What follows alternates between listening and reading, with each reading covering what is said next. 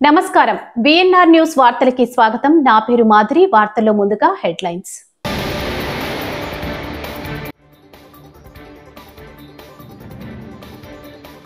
50% digital లావాదేవీలు UPI ద్వారానే Bharat cypress CEO ఫోరంలో ప్రధాని మోడీ వెల్లడి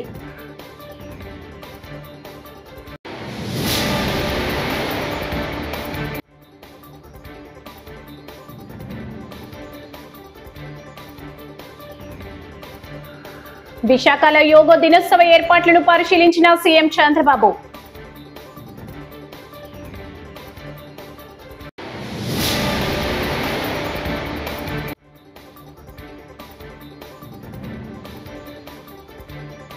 వైఎస్ జగన్ సత్తెనపల్లి పర్యటన అడ్డుకునేందుకు కుట్ర మాజీ మంత్రి అంబటి రాంబాబు ఫైర్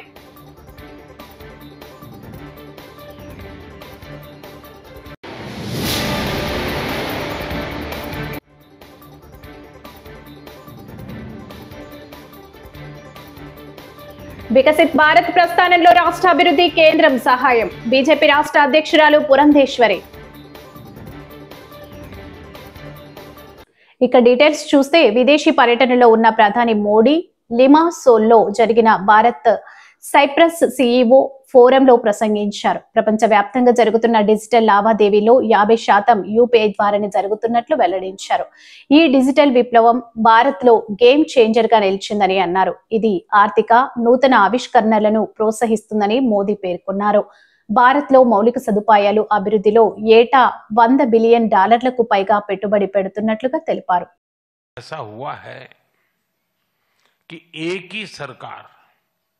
लगातार तीसरी बार चुन करके आई है. भारत की डेमोग्राफिक डिविडेंड और टैलेंट से आप भली भांति परिचित हो और आपकी बातचीत में भी इसका जिक्र हुआ है. पिछले 10 वर्षों में डिजिटल रिवॉल्यूशन आया है. फाइनेंशियल इंक्लूजन एक मिसाल बना है. यूनिफाइड पेमेंट्स इंटरफेस यानी यूपीआई के माध्यम से आज विश्व का 50% डिजिटल ट्रांजैक्शन भारत में होता है. फ्रांस जैसे कई देश इससे जुड़े हैं. साइप्रस को भी इससे जुड़ने के लिए बात चल रही है और मैं इसका स्वागत करता हूं. भारत में फ्यूचरिस्टिक इंफ्रास्ट्रक्चर के विकास में हम $100 बिलियन से अधिक का सालाना निवेश कर रहे हैं. इस वर्ष के बजट में हमने मैन्युफैक्चरिंग मिशन की शुरुआत की है. विश्व में वैक्सीन्स, जेनरिक मेडिसिन्स और मेडिकल डिवाइसेस की मैन्युफैक्चरिंग में भारत वर्ल्ड लीडर्स में से एक है. मैरीटाइम और पोर्ट डेवलपमेंट पर हमारा फोकस है. हम शिप बिल्डिंग और शिप ब्रेकिंग को भी प्राथमिकता दे रहे हैं. इसके लिए एक नई पॉलिसी भी लाई जा रही है. सिविल एविएशन सेक्टर में भी तेजी से ग्रो कर रहा है. भारतीय कंपनियों ने 1000 से ज्यादा एयरक्राफ्ट्स उसका नया ऑर्डर दिया है. इनोवेशन भारत की आर्थिक शक्ति का मजबूत स्तंभ बना है. हमारे 1 लाख से ज्यादा स्टार्टअप्स सिर्फ सपने नहीं समाधान बेचते हैं. సీఎం చంద్రబాబు విశాఖపట్నంలో పర్యటిస్తున్నారు. ఈ నెల 21 అంతర్జాతీయ యోగా దినోత్సవం సందర్భంగా ప్రధాని మోడీ పర్యటించనున్న నేపథ్యంలో ఆ కార్యక్రమానికి సంబంధించిన ఏర్పాట్లను సీఎం పరిశీలించారు. ఆర్కే బీచ్ వద్దకు వెళ్లి జిల్లా అధికారులతో మాట్లాడి పలు సూచనలు చేశారు. భారీ ఎత్తున యోగా కార్యక్రమం నిర్వహిస్తుండటంతో బస్సు నుంచి బీచ్ రోడ్డు వెంబడి ఏర్పాట్లను పరిశీలించారు. విఐపీల భద్రత తదితర అంశాలపై అధికారులు సీఎంకు వివరించారు. నేనెప్పుడు కూడా ఇష్టపడే నగరం విశాఖపట్నం. దానికి అనేక కారణాలున్నాయి. ఈ నగరంలో ఒక ప్రశాంతత, ఒక పాజిటివ్ యాటిట్యూడ్, ఒక మంచికి సహకరించే మనస్తత్వం, ఏదైనా మంచి విషయాలు చెప్తే ఇమీడియట్ గా గ్రాస్ప్ చేసే ఆలోచన ఉండే నగరం. నేను ఎప్పటికీ మర్చిపోలేను. హుదూద్ తుఫాన్ వస్తే నేను హుదూద్ తుఫాన్లో ఇక్కడికి వచ్చి వారం రోజులు నేను ఒక మెసేజ్ ఇచ్చాను. డే 1 ఈ విపత్తు ఎప్పుడూ రాంది, ఇంత పెద్ద విపత్తు వస్తుందని కల్లో కూడా అనుకోలేదు, వచ్చింది. అయితే మనం అందరం కూడా సంయమనంతో సమిష్టిగా దీన్ని ఎదుర్కోవాల్సిన అవసరం ఉంది. మీ అందరికీ మళ్లీ పునరావాసం కల్పించే వరకు, మామూలు స్థితి తీసుకొచ్చే వరకు నేను ఇక్కడే ఉంటాను. ఎప్పటికప్పుడు మీకు ఏం చేస్తాను కూడా చెప్తాను. మీరందరూ దయచేసి ఫాలో కావాలని చెప్పి ఒక్క విజ్ఞప్తి చేస్తే దాన్ని తూచా తప్పకుండా ఆచరించారు. అదే సమయంలో దీపావళి పండుగ వచ్చింది. దీపావళి అంటే పెద్ద ఎత్తున క్రాకర్స్ కాల్చే పండుగ. ఆ సమయంలో రోడ్లంతా కూడా చెట్లన్నీ ఎండిపోయి ఎక్కడికక్కడ కొట్టేసిన తర్వాత ఫైర్ యాక్సిడెంట్ అవుతుంది. ఎవ్వరు కూడా దీపావళి జరుపుకుంటాం, క్రాకర్స్ మాత్రం ఉపయోగించొద్దని ఒక్క మాట చెప్పాను. ఒక్క క్రాకర్ కూడా ఉపయోగించలేదంటే అది ఇక్కడుండే క్రమశిక్షణ, సామాజిక బాధ్యత. అలాంటి ఒక హిస్టారికల్ సిటీలో రాబోయే 5 రోజుల్లో ఒక హిస్టారికల్ ఈవెంట్ కు నాంది పలుకుతున్నాం. 11వ సంవత్సరం అంటే 10 సంవత్సరాలు పూర్తి చేసుకుని 11వ సంవత్సరం ఇంటర్నేషనల్ యోగా డేకి నాంది పలుకుతున్నాం. ఇటీవల కాలంలో నేను ప్రధానమంత్రి గారిని కలిసినప్పుడు వారు ఒకటి ఆఫర్ చేశారు. 10 సంవత్సరాలైంది యోగా డే జరుపుకుంటున్నాం, విశాఖపట్నం అనువైన ప్రదేశం, అక్కడ మీరు చేయగలుగుతారంటే హ్యాపీగా చేస్తామని చెప్పి నేను ఆమోదించాను. ఎందుకంటే మొట్టమొదటిసారిగా ప్రధానమంత్రి గారు యోగాని గుర్తించడమే కాకుండా యుఎన్ కన్విన్స్ చేసి, యునైటెడ్ నేషన్స్ కన్విన్స్ చేసి యోగా డేని ప్రపంచమంతా కూడా జరుపుకునే విధంగా కార్యక్రమానికి శ్రీకారం చుట్టారు. అప్పటి నుంచి 10 సంవత్సరాలు ప్రమోట్ చేశారు. ఇప్పుడు 11వ సంవత్సరానికి ఎంటర్ అయ్యే ఈ సందర్భంలో విశాఖపట్నం యోగా డేకి అనువైన ప్రదేశం, one of the best city.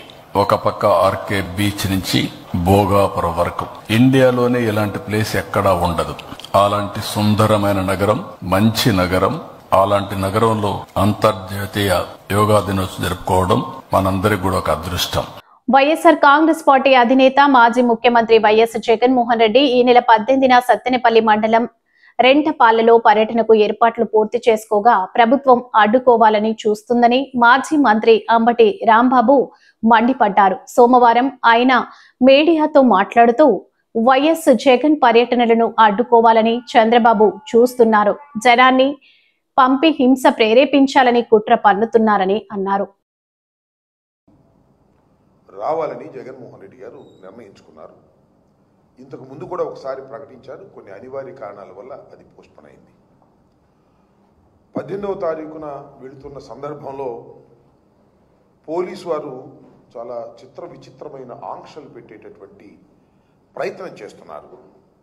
అక్కడ మా నాయకుల్ని పిలిచి అప్లికేషన్లు పెట్టండి, పర్మిషన్లు తీసుకోండి అని ఒత్తిడి చేసేటటువంటి ప్రయత్నం చేస్తున్నారు. ఇది చాలా దురదృష్టకరమైనటువంటి పరిణామం. ప్రజాస్వామ్యంలో ఎప్పుడు లేదు. మేమేమి పబ్లిక్ మీటింగ్కి వెళ్ళటం లేదు, లేదా ఒక ప్రొఫెషన్కి వెళ్ళటం లేదు. ఒక మనిషి చనిపోతే ఆ కుటుంబ సభ్యుల్ని పలకరించడానికి వెళ్ళినా కూడా ఆంక్షలు పెట్టి ఇబ్బంది పెట్టాలనేటువంటి ప్రయత్నం చంద్రబాబు నాయుడు గారు చేయటం చాలా దురదృష్టకరమని ఈ సందర్భంగా నేను చెప్పదలుచుకున్నాను. అలా జగన్మోహన్ రెడ్డి గారు ఇంట్లోంచి బయటకు వస్తే ఊరుకోమనేటువంటి పద్ధతుల్లో వ్యవహరిస్తున్నారు చంద్రబాబు నాయుడు గారు, లోకేష్ గారు పోలీసు యంత్రాంగాన్ని ఉపయోగించి. మొన్న పొదిలి వ్యవహారంలో కూడా చూశాం. జగన్మోహన్ రెడ్డి గారు పొదిలి పొగాకు రైతులను పరామర్శించడానికి వెళ్ళారు. వెళ్తే ఏంటంటే మీరు చేసే ఎకిలి చేష్టలు నాకు అర్థం కాలేదు. అమరావతి మహిళలు ఏదో ఎవరో అన్నారని కేసులు పెట్టారు, అది వేరే విషయం. కొమ్మినేని శ్రీనివాస్ గారిని అరెస్ట్ చేశారు, అది వేరే విషయం. అక్కడ మహిళల్ని రెచ్చగొట్టి ఓ 10 మందిని నల్లబెల్లులు పెట్టి క్షమాపణ చెప్పాలి, ఎదురు వస్తారా? ఏమిటి చేష్టని అడుగుతా ఉన్నా. అదేమంటే వాళ్ళ మా మీద అందరి మీద కేసులు పెట్టారు. కేసులు పెట్టి కోర్టులో ప్రొడ్యూస్ చేసేటువంటి పరిస్థితి చేస్తున్నారు. ఒక రాక్షసత్వంగా మీరు ప్రవర్తిస్తున్నారు.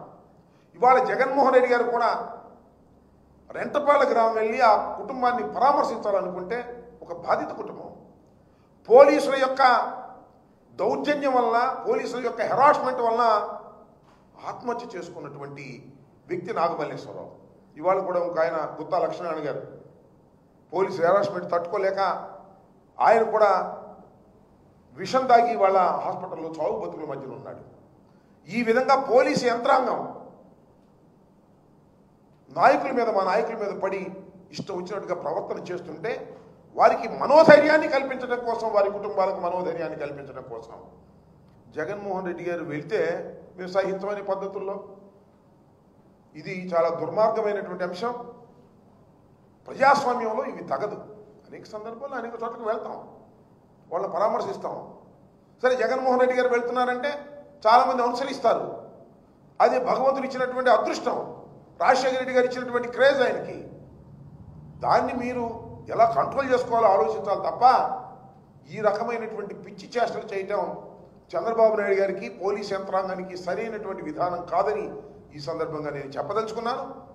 ఈ భారతదేశంలో ఎక్కడికైనా వెళ్ళి స్వేచ్ఛ భారత పౌరుడికి ఉంది. దానిలో మాజీ ముఖ్యమంత్రి గారికి ఖచ్చితంగా ఉంటుంది. వికసిత్ భారత్ ప్రస్థానంలో వికసిత్ ఏపీని భాగస్వామ్యం చేయాలనే లక్ష్యంతో రాష్ట్ర అభివృద్ధి సహాయ సహకారాలు అందిస్తున్నానని బీజేపీ రాష్ట్ర అధ్యక్షురాలు పురంధేశ్వరి తెలిపారు. ఎన్డీఏ సర్కార్ 11 ఏళ్ల పాలనలో అమలు చేస్తున్న సంక్షేమ పథకాలు, సాధించిన అభివృద్ధిని రాజమహేంద్రవరంలో మీడియా సమావేశం నిర్వహించి వివరించారు. వైసీపీ హయాంలో నిర్వీర్యమైన అమరావతి, పోలవరానికి కేంద్ర నిధులిచ్చి గాడిన పెడుతున్నామన్నారు. కేంద్ర ప్రభుత్వం నుంచి నిధులు సాధించి రాజమహేంద్రవరాన్ని అభివృద్ధి చేస్తున్నామని వెల్లడించారు.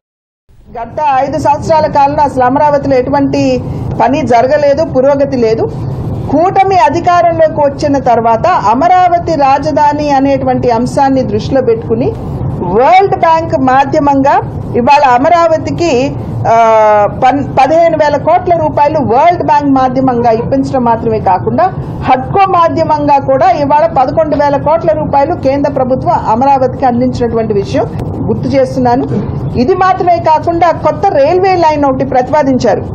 దగ్గర 2,250 కోట్ల రూపాయలతోటి అమరావతిని ఇతర ప్రాంతాలతో అనుసంధించడానికి ఈ రైల్వే లైన్ కూడా ప్రధాని గారు దానికి శంకుస్థాపన కూడా చేశారు. డిజిటల్ గా అమరావతి ఔటర్ రింగ్ రోడ్ అని ఏదైతే అంటామో దానికి 20,000 కోట్ల రూపాయలు మంజూరు చేయబడింది.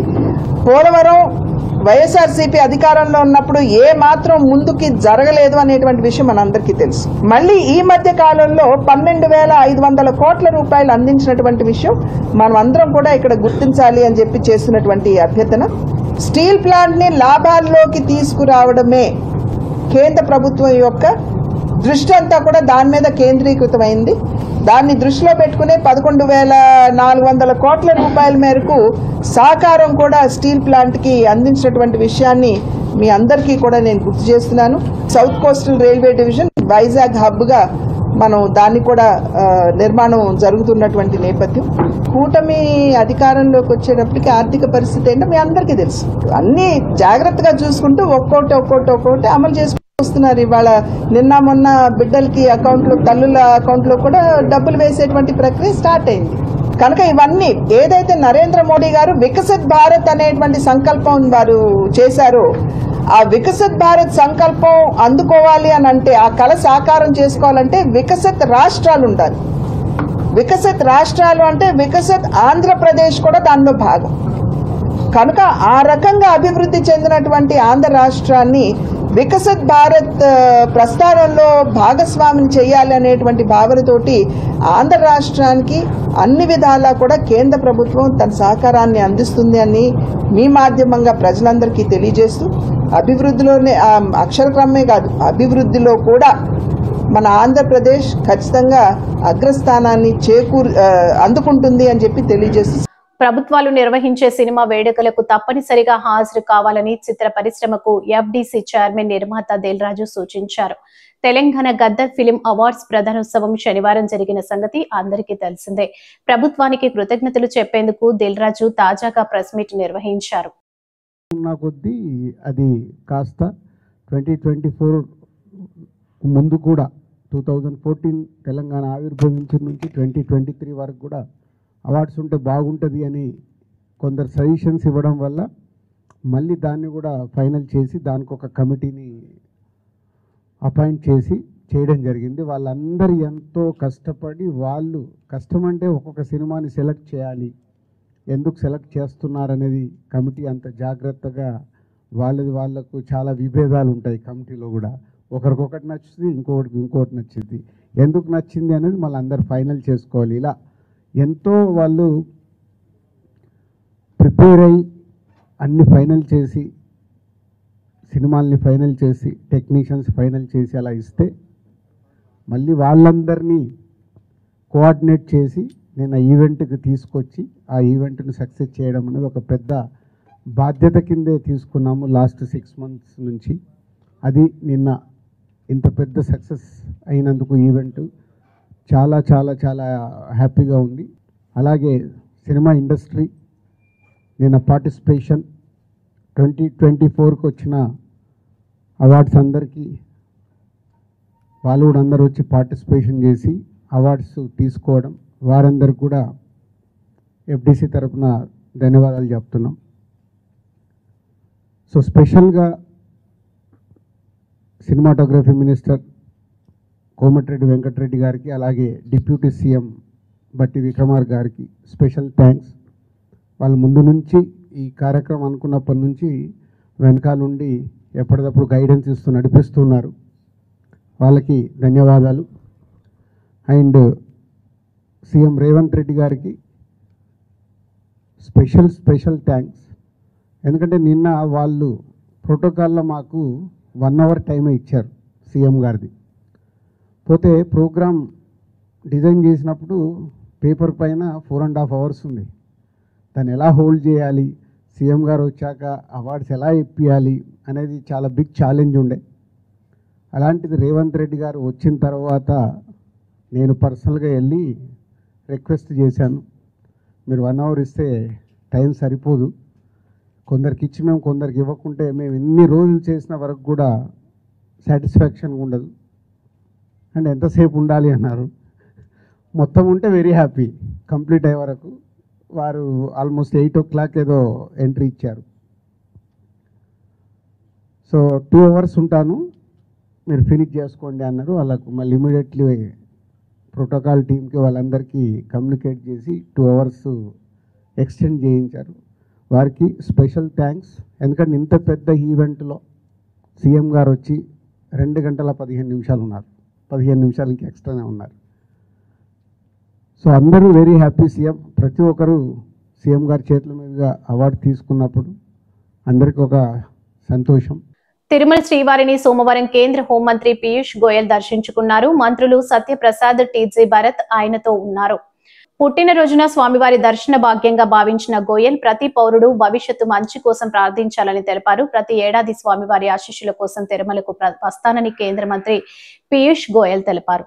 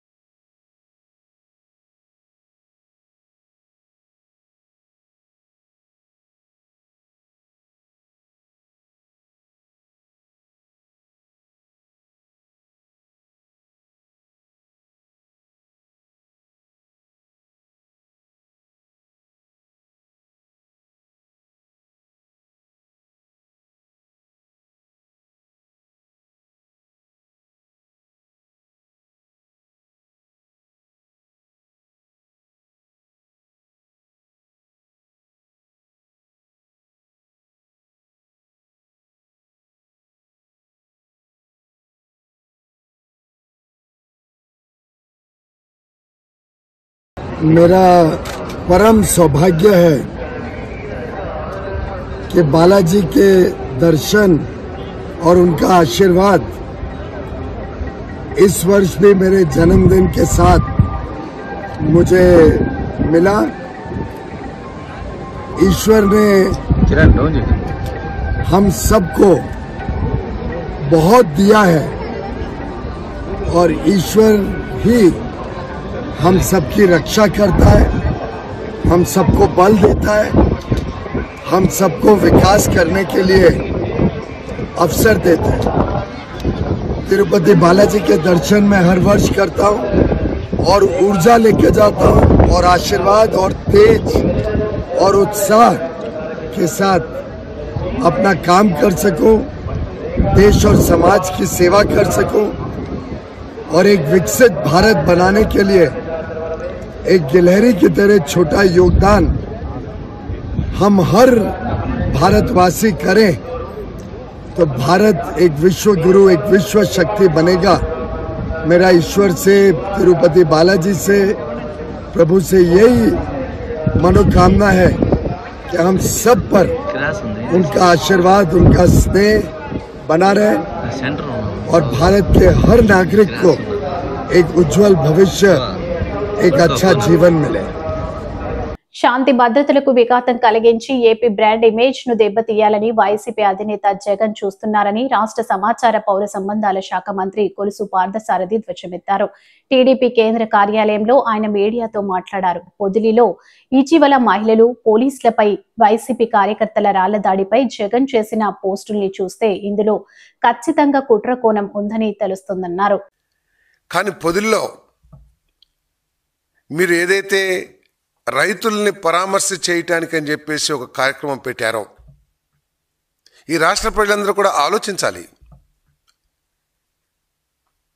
పరామర్శ అనేది ప్రతి ఒక్కళ్ళు కూడా చేయాలి. రాజకీయ పక్షాలు కానివ్వండి, రాజకీయ నాయకులు కానివ్వండి, ఎవరైనా సరే ఎవరైతే బాధలో ఉన్నారో వాళ్ళని పరామర్శించి వారికి మేము తోడున్నాము అనే ధైర్యాన్ని కలిగించాల్సిన బాధ్యత అన్ని రాజకీయ పార్టీల మీద, రాజకీయ నాయకుల మీద ఉంటుంది. కానీ మీరు పొదిల్లో చేసిన కార్యక్రమం ఏంటో ఒకసారి ఆలోచించామని చెప్పేసి మనం చేస్తాను. మీరు 40,000 మందిని రాజు వెడలే రభసకు అన్న విధంగా తీసుకుని వెళ్ళి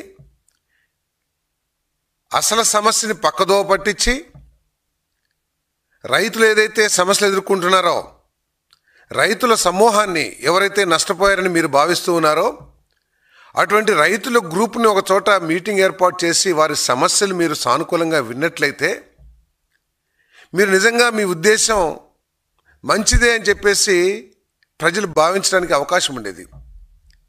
మీరు రైతులు ఎదుర్కొంటున్న సమస్యల్ని పక్కదో పట్టించి మీ బలప్రయోగమో లేకపోతే చుట్టుపక్కల ఉన్న నియోజకవర్గాలన్నిటి నుంచి కూడా కార్యకర్తలు సమీకరించి సమాజంలో విద్య ద్వారానే మార్పు వస్తుందని భారతీయ విద్యా భవన్ కాకినాడ కేంద్రీయ చైర్మన్, మాజీ సిబిఐ డైరెక్టర్ జేడి లక్ష్మీనారాయణ, ఆశ్రమం స్కూల్ మాజీ చైర్మన్ డివి కృష్ణంరాజు పేర్కొన్నారు. సోమవారం కాకినాడ గాంధీనగర్ లో పాత పోస్టాఫీస్ వద్ద భారతీయ విద్యా భవన్ బ్రాంచ్ కార్యాలయాన్ని మాజీ సిబిఐ డైరెక్టర్ జేడి లక్ష్మీనారాయణ ప్రారంభించారు. విద్యతోనే సమాజ అభివృద్ధి జరుగుతుందని తెలిపారు.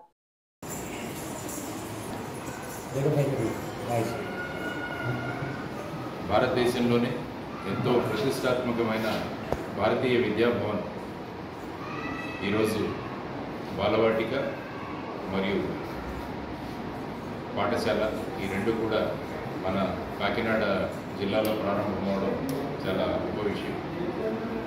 విఘ్నులు, మార్గదర్శకులు అయిన కెఎం మున్షి గారు ఈయన 1938వ సంవత్సరంలో భారతీయ విద్యాభవన్ సంస్థను స్థాపించి సమాజంలో మార్పు రావాలంటే అది కేవలం విద్యతో మాత్రమే సాధ్యమన్న ఒక మహోత్కృష్టమైన అభిప్రాయంతో, భావనతో ఆయన ప్రారంభించిన ఈ సంస్థ మొత్తం దేశంలోనే కాదు విదేశాల్లో కూడా భారతీయ విద్యాభవన్ కేంద్రాలు, పాఠశాలలు చాలా చురుగ్గా పనిచేస్తాయి.